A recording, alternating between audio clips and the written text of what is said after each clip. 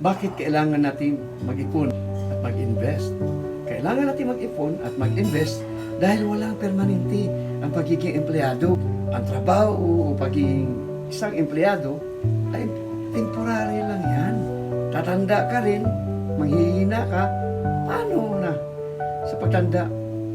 Kahit na sabihin mong matatag ang kumpanya mo, kapag yan ay nagbawas ng trabaho, maaring kasama ka. Paano kung magkasakit ka ng malubha? Kailangan pa ba nila? Ang daming bagong graduate na pwedeng ipalit sa iyo agad. May backup plan na ba?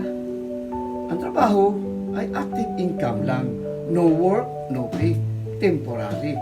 Ang mga gastusin mo, pagkain, bills, tuition fee, etc. permanent responsibility yan.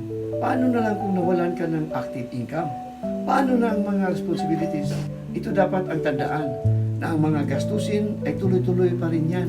May trabaho ka man o wala. Maybe, maganda ang trabaho mo ngayon, nasa malaking kumpanya ka, okay ang kita. Pero ito lang ang masasabi ko, maliit man o malaki ang kinikita mo, kailangan mo mag-ipon. Maliit man o malaki ang kinikita mo, kailangan mo mag-invest. Ika nga, ang mundo ay bilog. Kaya kami ay malaking pasasalamat namin sa IMG, International Marketing Group, dahil naturuan kami ng tama kung paano namin ayusin ang aming financial house. Kaya kung ikaw na nakikinig ngayon at gusto mo matutunan ang itinuturo ng IMG, just DM me on my Facebook account. This is your Happy Veterans Coach, George Haranilla. Thank you.